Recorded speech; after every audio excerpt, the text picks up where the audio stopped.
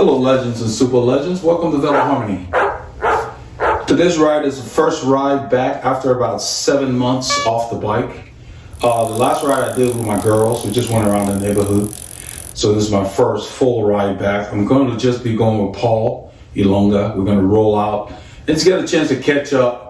I'm going to be seeing how my body's doing. It's been the longest time I've been off the bike since I stopped competing. So for me, it'll be another learning experience to see how quickly my body bounces back.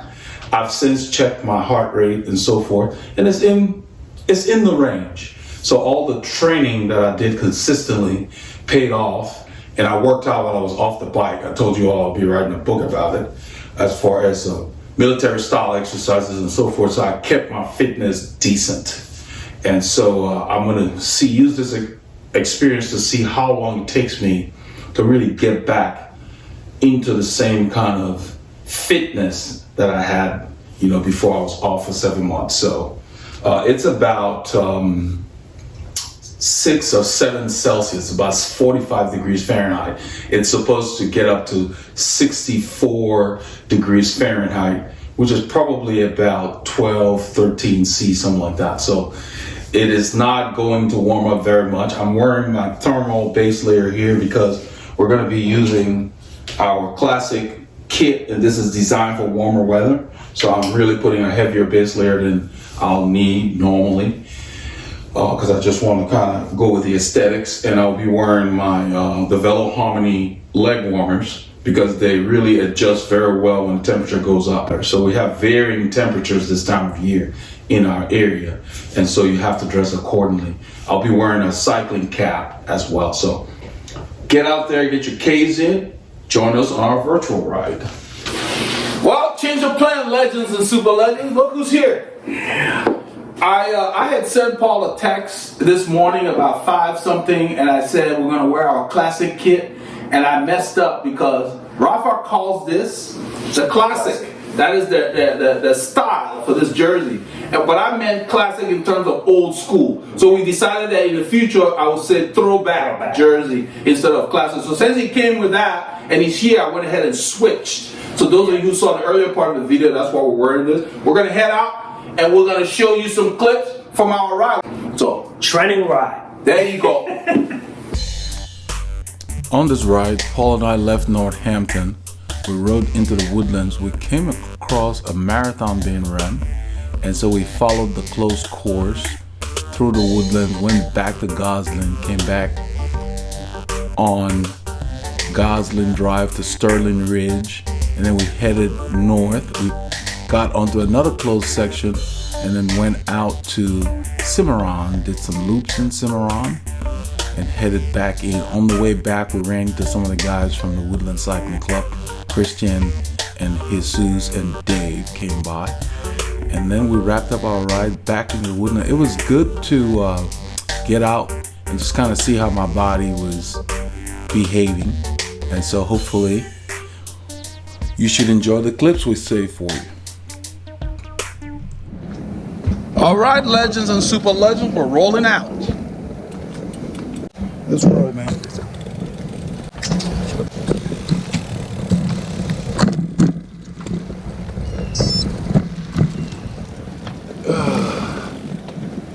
Right.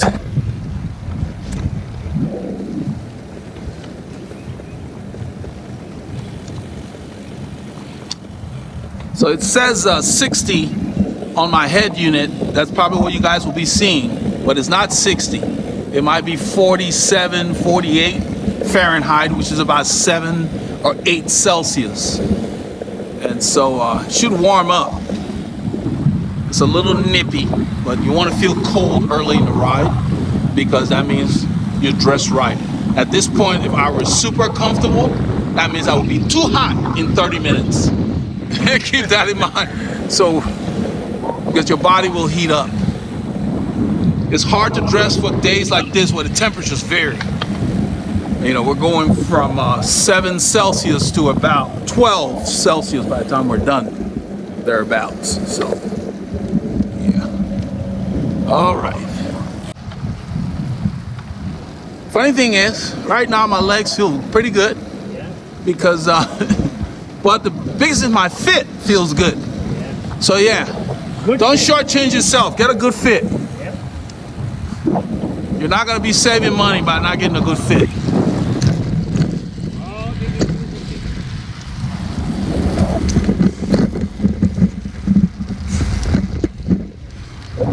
And a fit is not just the saddle. Your fit includes the saddle, handlebars, cleats, shoes, all of that.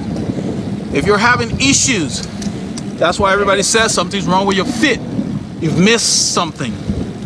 And the body gives you symptoms, but the symptoms don't always relate to the cause of the symptoms you're having. Your foot may be numb, but it may be numb because your butt's in the wrong place, you know, and so you're putting weight somewhere. It's hard to say. That's why you got to get it dialed in. It's clear left, buddy. We can roll.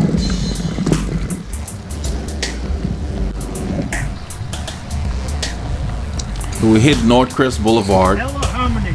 Yeah, that's the main drag out of the neighborhood.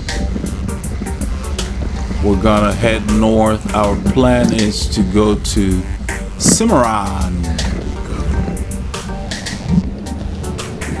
and do some climbs.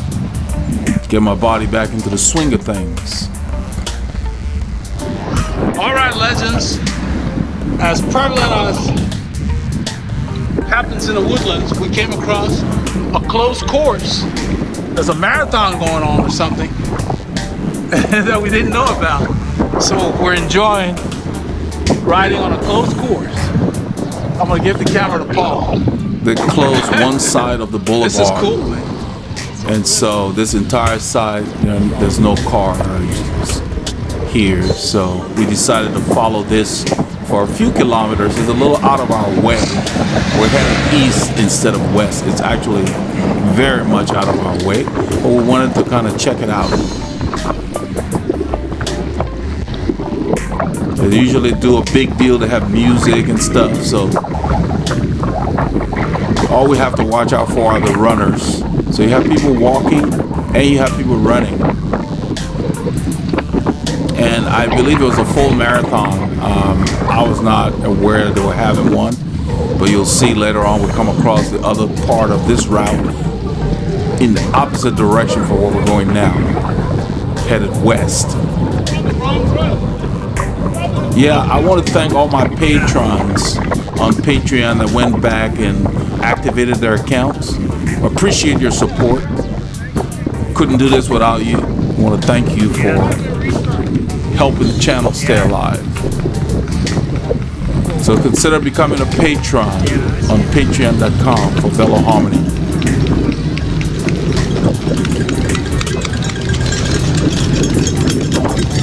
You'll see the link in the description. So I'm watching this guy. Paul told me to watch out for him, the guy on the bike. He didn't see us.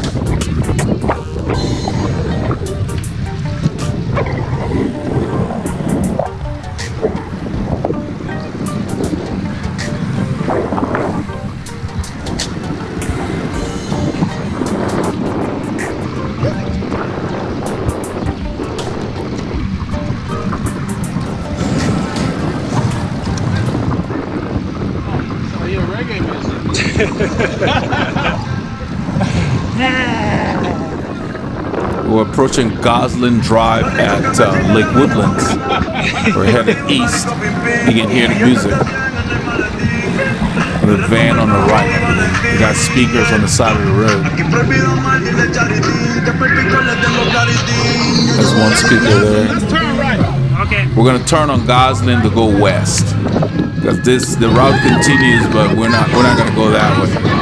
That takes us to 45 there. There's the speaker. That is. I had to film that. That is cool, yeah. Yeah. That's cool. Woodlands, Texas. Never know what you're gonna see on the weekend. It's a community that encourages people to get out there and live. That's right. So they're out walking, some people running. We happen to have a closed course for about 5 kilometers. So now we're gonna find our way back to what we had planned to do originally. You gotta be flexible. You never know what life holds for you. So we're headed north here. We're going northwesterly.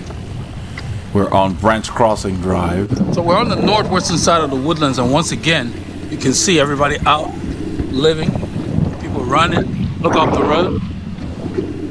So we own the road. There are no cars here. We've been banned from this. This is like a closed course. So this is the future.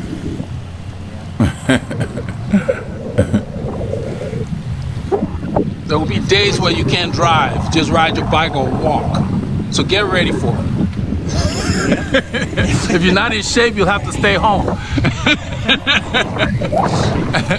And look at the dog. The dog's getting the workout. Getting the workout too.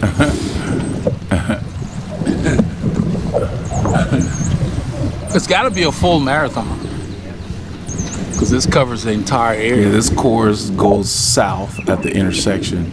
We end up going north. So that's what it's about. When you get up in the morning, you need to get out and live. Quit worrying about those bills. They'll take care of themselves. As I said that, the lady over there laughed. She heard me. So I told Paul to go to the right of this cone here so we could stay on this side of the road. And this intersection coming up has a traffic light that's been installed. It's new. It used to be a four-way stop sign. And I just never noticed it. I was too concerned about the cones. Yeah, I was concerned about getting off. It's open once we go through. But I want us to go through. Yeah, so I wanted to get off this course because it's going south here. We want to go. Cimarron. Northwest is going southeast. Wait for that so corner. Paul tells me we got green. Then I realized.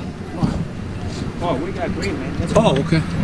Oh, they got a light here now. Man, I missed out. Yeah.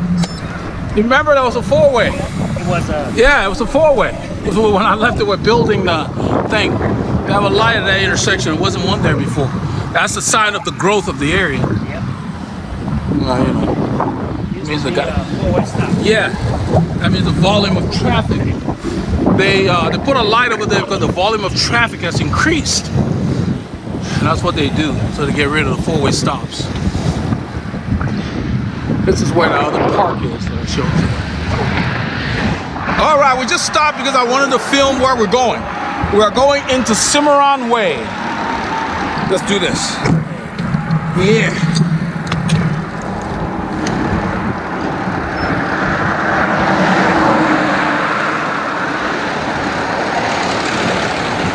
So we're gonna just film the loop. I'm gonna give you the camera. We're in Cimarron. There's a lot of little bumps in here.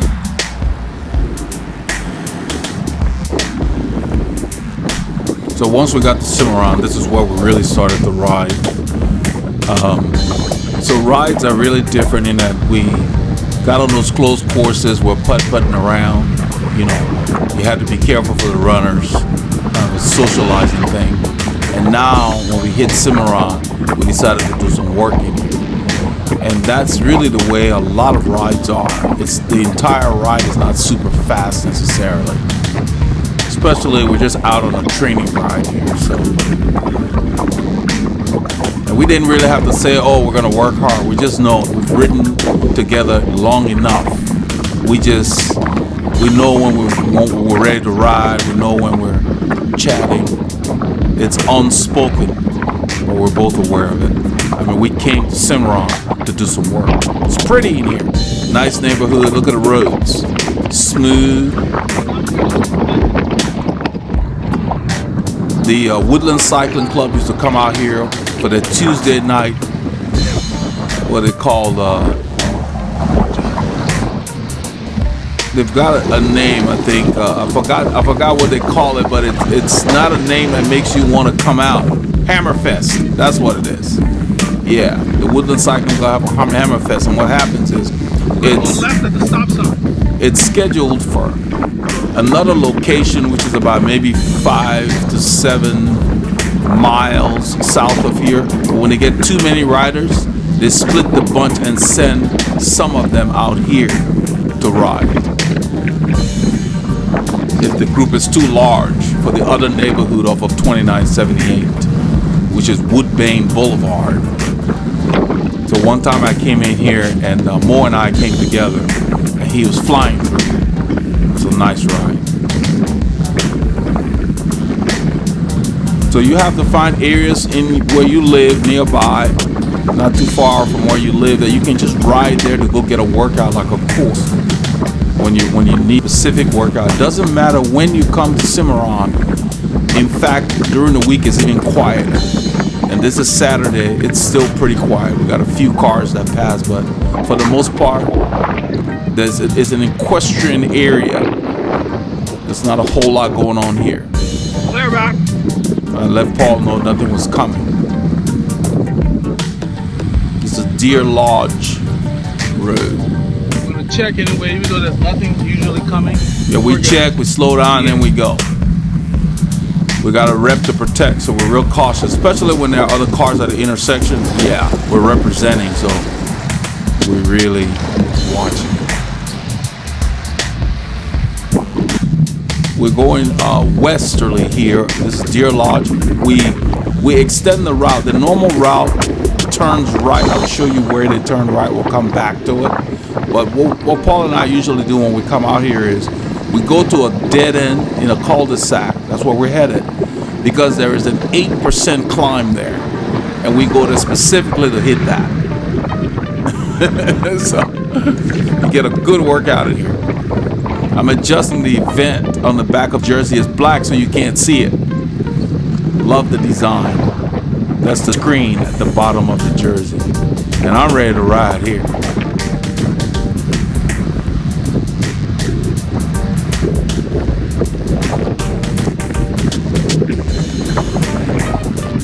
The biggest difference I noticed with being off the bike, I have the strength in my legs. It's just my recovery, my respiratory system, because my capillaries are not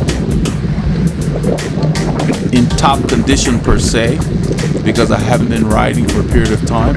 My recovery is lacking. This is the road where we normally turn right. That's why I let Paul know we're going straight. That's the official loop. It's a big loop of the area. But we go this way. It's got some nice climbs, and then we hit that 8%er.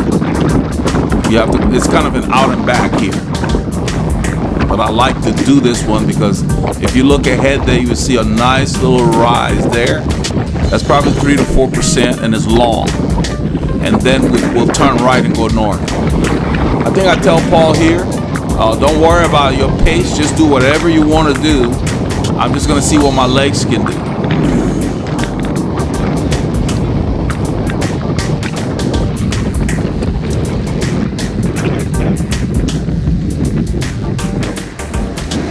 So as he comes by, I grab the camera. I'm already in my appropriate gear. I've already shifted. See, my cadence is close to 90. I'm keeping my cadence up. I don't want it to get around 70 at this point. I want to make sure my legs get a chance, because when your cadence is high, your legs can tolerate the lactate easier. You always generate lactate. It's just a matter of how your legs can cope in getting them out of your system, how your body flushes them out. You see my heart rate spiking, 173. Normally it would be like 153. I don't really worry about it because my legs feel fine. That's what's riding the bike. Your heart rate will spike when you have not been riding a lot. Usually your first few rides back until your body settles. So I don't really concern myself too much with the fact that it's in the upper 170s. I can go in the upper 180s if I need to. But what it makes you feel like is like you're not processing enough oxygen. It's almost like your chest, you feel tight. Because it shouldn't be this high. We're not going that hard. We're not playing. Yeah, and it's always based on what you know, what zone you should be in at this effort. This is like zone 3 to zone 4 for me, but it's registered in zone 5. It's almost like a couple of zones too high. So we turn here. In this subdivision, all the dogs are fenced in, so we don't worry about it. Well, not all. I'm sorry. There's one at the cul-de-sac. Sometimes they're out, but they're not aggressive. So they bark because you're in the area, but it's not a problem. I go by Paul. He picks up the camera. I go back to the front. And don't let my appearance on the bike fool you. My legs are screaming. But I'm trying to get my body back into the swing of things.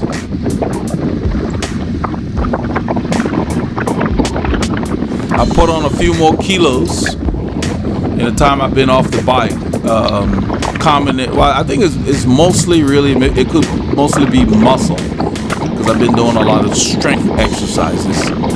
But I'm not in my top cycling condition. I'm not at my cycling weight. I weighed myself and I'm about 92 kilos right now. Usually I'm 86, so that's about 6 kilos. That's quite a bit. But my clothes fit the same somewhat. The arms a little tight. If you look at my tricep on the left arm there, it looks a little pronounced. So I'm carrying around a little more muscle than I normally do. But that's helping me ride here because I'm using strength. This is where we do a U-turn and we hit the 8%er. That's the 8%er we came down. I always like to play in this cul-de-sac. It's a clean cul-de-sac. So by the time Paul turns, I got a little bit of a gap on him. But he just rides up to me. I've already downshifted. I'm using like a 39.23 at this point.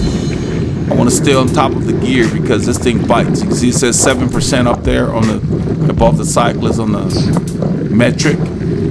It gets up to 8% depending on your line. The software picked it up nicely. And I'm trying to just stay smooth and power through the phases.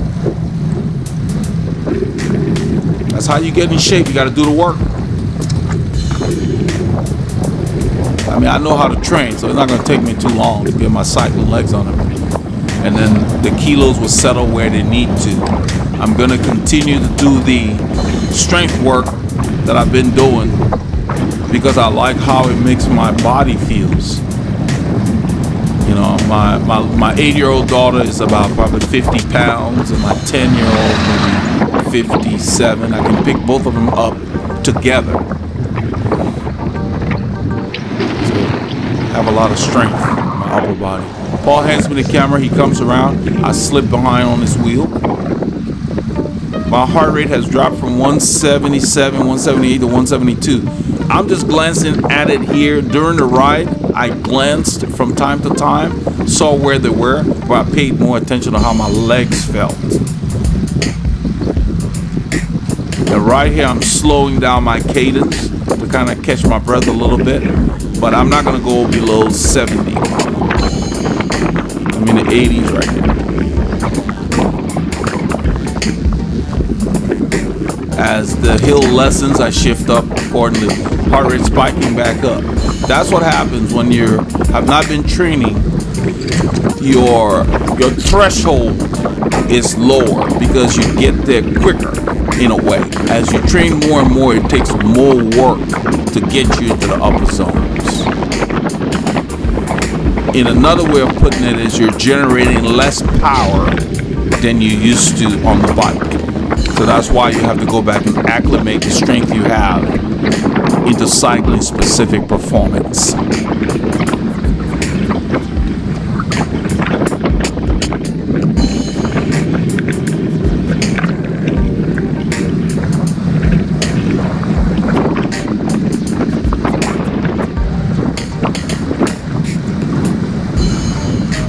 So had this been a larger group, it probably would have been a lot easier for me.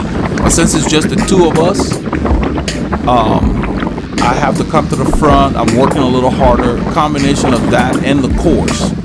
So anywhere between 3 to 5 riders is a perfect group for getting a good workout. Because you can sit in a big group and do nothing on a flat course. You know, this course, that's why we came out here. This course is up and down. I wanted to do some work.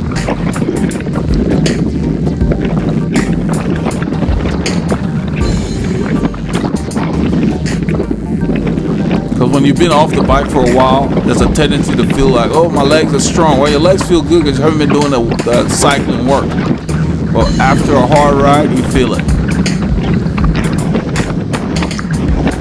So the idea, if you've been off for a while, just go ride. Don't try to hammer yourself into the ground because your zones are already going to be spiking anyway. A little bit of effort, you're hitting the higher zones. So you just go and you ride. Keep the effort reasonable. I come by and I hand Paul the camera here as we descend.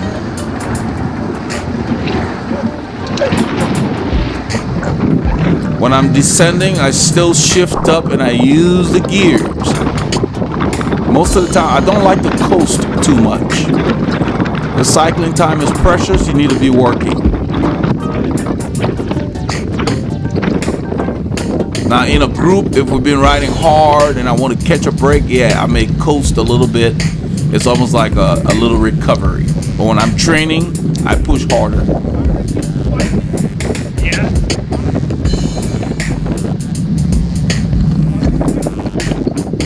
I let Paul know we're going to be turning. This is a 4% climb. It's kind of short. And we'll turn left at the intersection. I let him know, and then a car's coming. And he lets me know. The roads are narrower than our standard roads in the subdivision. So if you notice, I stay a little more to the right because Paul is on my left. This allows both of us to use maybe half the lane. You have to be considerate of the other road users. Get down there. There's a first turn I want us to take. So my legs are fine, but my breathing, my respiratory system is working harder than it normally does. And I just want to qualify that these videos are really to help give you a general idea.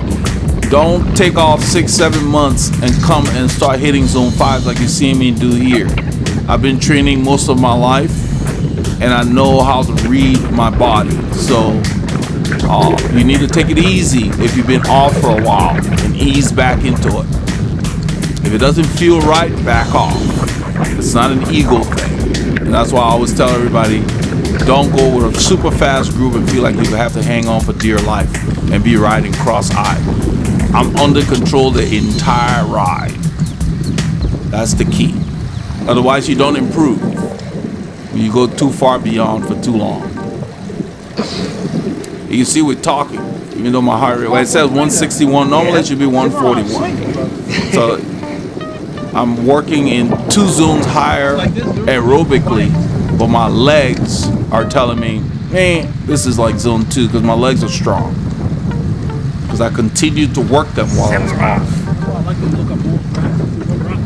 This is a fast corner here. It's a descending radius. The road shrinks as you get into the corner. So I let Paul know, and then I slow down and I turn inside. I almost ran off the road one day when I came here by myself. It's tricky. That's why I'm letting him know. It speeds up. It's like a downhill in that corner, and then the road is smaller. So you got to pay attention to the course you're on and, you know, just be safe all the time. It's not fun falling off the bike. I stand here really to cheat because my upper body is really strong from all the work I've been doing. And standing just feels better here on these little pitches. Paul said he likes it here, so I told him, if you like it, you will really like this one here. I asked him if he saw it, and he'd say, yeah. It's just pretty. This is an extra loop I do when I come in here. So we're just going to do this loop and go back around just to get these climbs in. The climbs doesn't need to be 12%, 10%, 20%. You don't really ride a 20% climb. You claw your way up unless you got a super baby gear. Effort is effort. If you're in a 2%, if you're on a 2% climb, put it in the appropriate gear, you hit the same zones. So don't feel that because you're riding a 12% climb, you're going to be stronger than somebody who's riding 4%. If they're doing the same effort, same result. Even on a flat road, put it in a big gear, you can get there. Your speeds will just be faster. That's the difference. Just the realized speed. Paul comes by, I pick up the camera, and I wanted to just show how close we are. I just move over a little bit. my shifter, downshifter. So if you got a 20%er in your area, then you'll need like a 28 in the back or high or lower. That's the difference. So you can ride those climbs so you're not killing yourself on it every time you ride it, because it can burn you out on climbs. I used to live in Austin. Also ask I'm gonna do the loop. I lived in Austin. We had a right turn. Yeah, bunch of climbs where it'd be like 8%. Yeah. I avoided them most of the time. I didn't want to ride them. So, you know, I took the easier climbs. That's Round Top Road down there. That's where we're gonna turn. That's the loop. But what I was saying was that I avoided the steepest climbs on my easier days. So there are days when I was in the mood for that, but still, you know, how often you want to suffer on a climb. Yeah, exactly. So when the climb is super steep, know what zone you can handle and what gear will keep you in there. So in your 20%er, you might need a 28, depending on your extra condition. hills, right? Yeah. So they have all day. So don't pat yourself on the back because you got a 20% climb. Doesn't mean much. Because if we were coming to ride your 20% climb, I will put my 36, I rode this one time.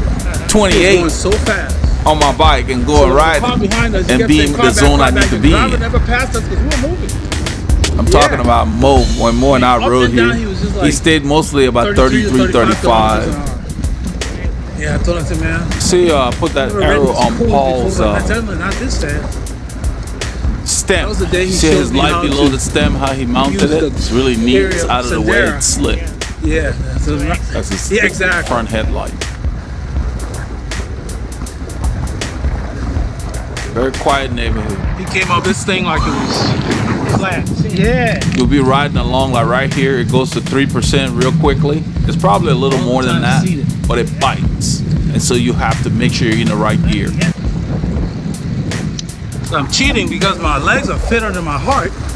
I'm using more strength today, yeah. So my heart catches up because no matter how many jogging in place I did, it could not equal the effort. Like when we do 100-mile rides. We're gonna go straight. So that's what we took. Exactly. I'm letting Paul know, 'cause he's not that familiar with this loop, that we just took that route on the right. And this time we're gonna do the actual loop.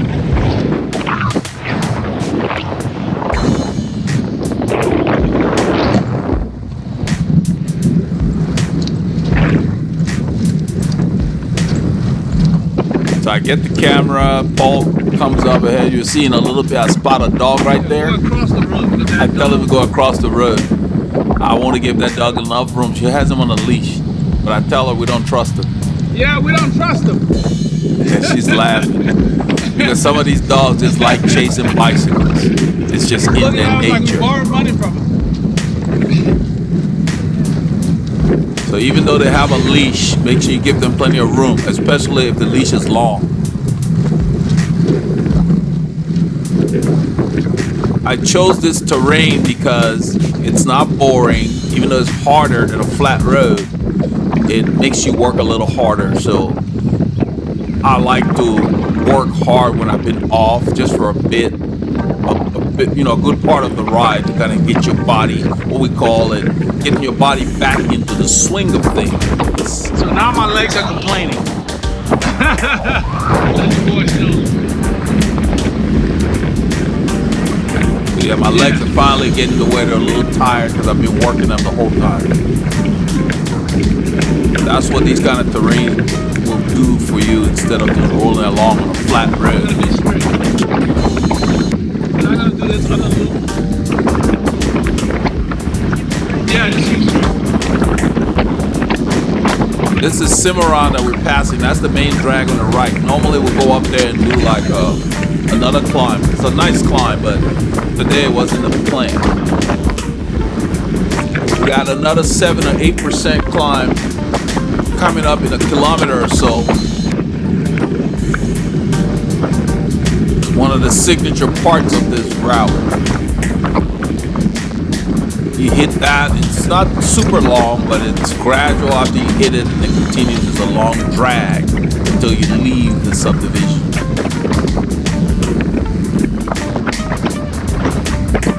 sometimes I'll come in here and do multiple loops. And it's very effective. I give Paul the camera and I roll to the front.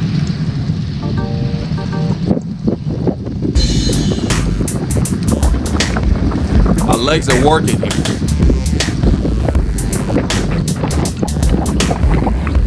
Because the temperature is kind of low, I mean, it says 12 C, but it actually felt colder than that. It felt like 9 or 10 C maybe. It never warmed up much. You can see it's overcast. So we were dressed appropriately. And 24 hours later, of course, we had 21 C weather. So it's really weird. That's the nice little curve there, and it bites to like 8%. Real pretty. Always like this in here. Quiet.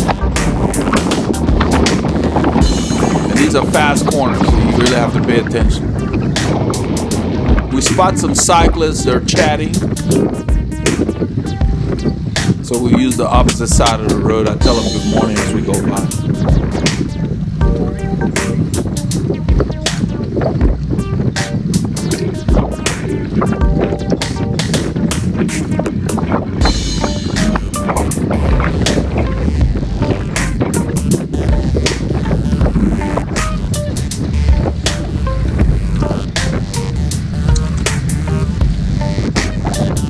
You notice I stood for quite a while. It just felt good.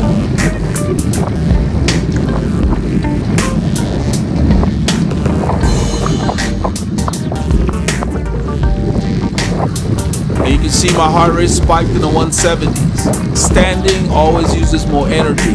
But with the kind of workouts I have been doing off the bike, I have more strength. My legs are screaming. I tell them to shut up. I told Paul, I said, shut up, legs, like Yen's boy. But what I was saying was that with the kind of workout I've been doing, strengthening my upper body and my arms, my shoulders, it felt good to stand.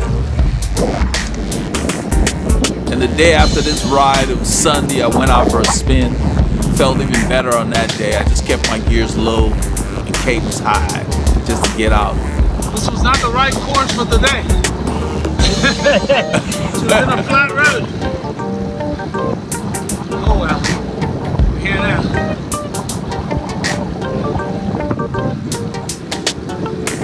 Watch this guy. Good morning. Good morning. I weighed myself and I put on 6 kilos. I believe it's mostly from the strength work and just, not being active as much. My clothes fit okay, so, there is the well-known fact that muscle weighs more. The only thing with cycling is if you're carrying muscles that you don't need and you start going vertical, it can be a hindrance. That's the only thing about it. But, I think it's a combination of muscle and just putting on some weight because my activity level dropped significantly. But I felt surprisingly fine on the bike. I'm glad I chose to do this kind of ride, and we only worked hard for sections of it. So right here, Paul says, it's called back in the saddle. That's what he said. I didn't understand him very well. You would hear me say, everything's hurting, so I can't hear. And really, I was focusing on the sensations of my body, and I wasn't listening very distinctly. No, in the So I ended south. up asking him a couple of times, what did he say? I heard the beep. I hope this He thing's still thinks the on. camera's off, but I light is verified. It gave us a low warning. The weather's cold, the battery doesn't last that long. So I look at it. Yeah, it's still recording. It may have just warned you Yeah. that it was low, but we got at least All right. half hour. We're good. Yeah, he was just making sure that we didn't carry the stuff and it's What's up, off. fellas? We always watch for that. Work it I on. mess with the ducks here. I'm like, hey boys, what's going on? It's good to work on, like what you saw me do, hands-free riding. I made a video about that. You need to work on that. It's good. It's a good skill to have. If you find that your bike is pulling, Yeah. I can't hear, see, or feel. My legs hurt. yeah, we're talking about the fact that I had to ask him 3 times what he meant, what his phrase was. He said back in the saddle. That's what we're talking about. What I was saying was that you want to work on hands-free riding. If your bike tends to pull when you sit up, then that means the headset needs to be adjusted. Because if it's too tight or if it's pitted, it will pull. Your bike should be smooth like you see there. I will do that in a little bit as well. And you see what I'm doing? I'm just doing a lot of short efforts in a reasonable gear, just to stress my legs and get them used to being back on the bike quicker. So if you know what you're doing, you can get back in shape real quick. I turn in, I tell him this is my terrain. This is my kind of rubber.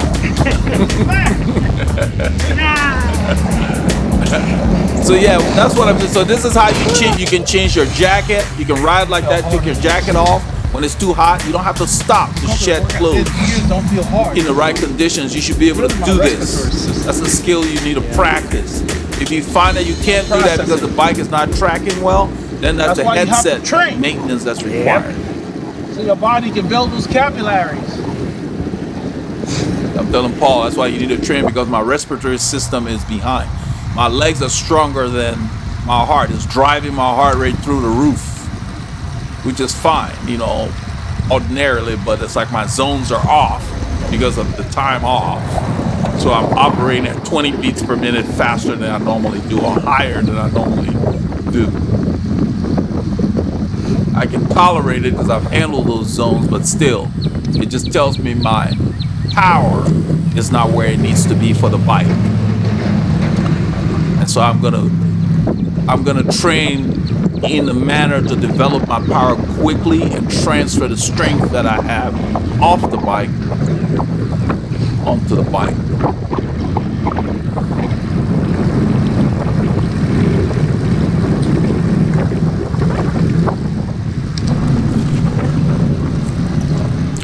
Yeah, guys, I'm riding. My legs are strong. I can turn the gears, but because I've been sitting around and not doing this kind of effort aerobically, my body's not processing the lactate like it used to. But I can tell it's not going to take me too long. So on the way home, we came across 2 guys from Mo's group, Jesus and Christian. We're rolling on Branch Crossing, heading south. Went to Belleville. So Mo went to some Grand Fondo on this day. Okay. This is the same intersection that Okay. Jesus, take care. Okay, see you later. that had the runners see you earlier. next time. The light goes yellow, so I kick it up a little bit to get through. I let them know to keep the eye on that car on the right. Okay. We'll roll through. So it's just Christian, Paul, and I rolling back. Oh, okay. Christian's son was actually working that race that you guys saw with the closed course.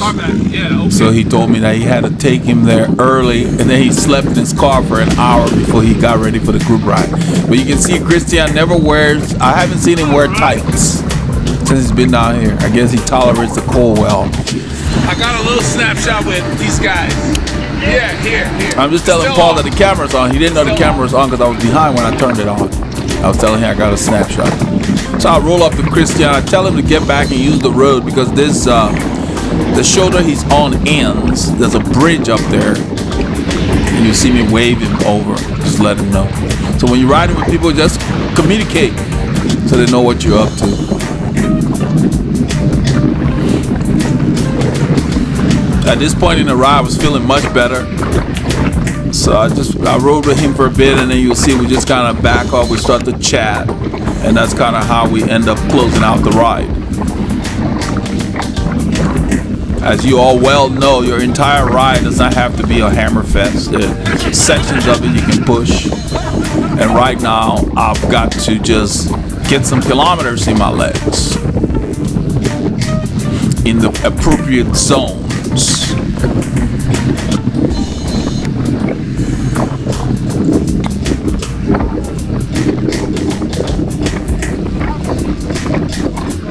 So we're talking, so Christian stays on the shoulder so that we don't use up the whole lane, since this road is just two-way. This was the same road that had cones earlier when we're headed the opposite direction, branch crossing. So I let the driver behind me know that we're going to be going straight. That's what you saw me do. There's a car back there. He backed up. You have to communicate with other road users. I just move a little right. I'm still using the lane. That right side there used to be a shoulder. They just kind of squeezed it when they put the yellow line you see the driver using there. So it's bumpier. I don't like the ride there where Christian is. It's all rippled. So I just use the road, and he stays there so we can talk. So we don't, legally we can take up the whole road, but it's kind of discourteous to do that. There's a good volume of traffic on this road most of the time, so we just ride like when we're talking.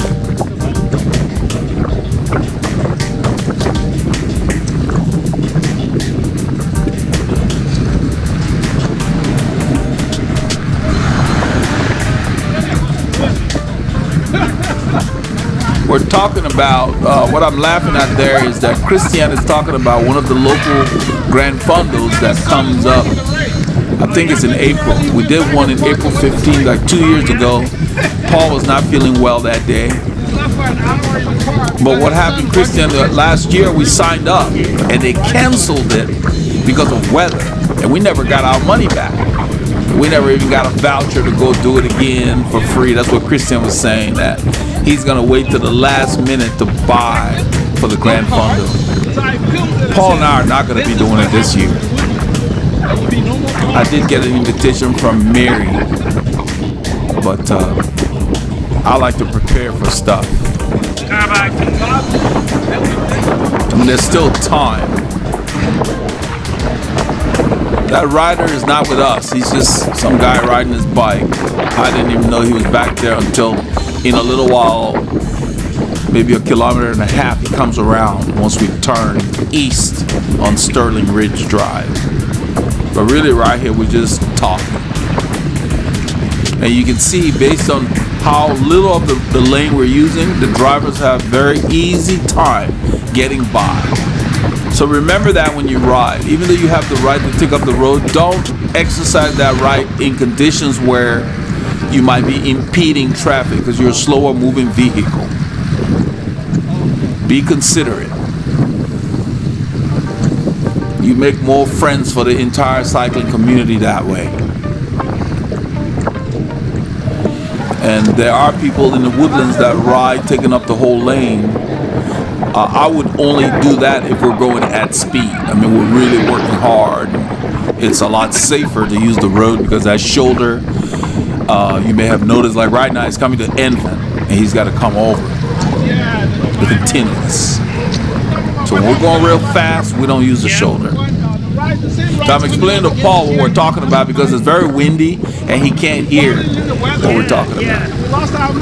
I was just letting him know because Paul also has signed up for that Grand Fondo 2 years ago and we lost our entry fees. And they behaved like it was no big deal, but I was like, oh, come on. Give us a credit or something. So anyhow, we turn left here. In a little while, you'll see that guy come around us because we're not going that fast. And you'll notice that he's going to pass us nice and wide in the other lane and then come over. That's how you want to do it. You want to pass people and give them enough room because if they don't know you're there, you can startle them. But anyhow, I hope you got a chance to get some Ks in. This is what we did on Saturday. I'd like to thank all our patrons that support the channel and give us the ability to be able to do this. Please consider becoming a patron by going to patreon.com/Veloharmony and signing up. Support Veloharmony's educational cycling videos. Keep getting your K's in.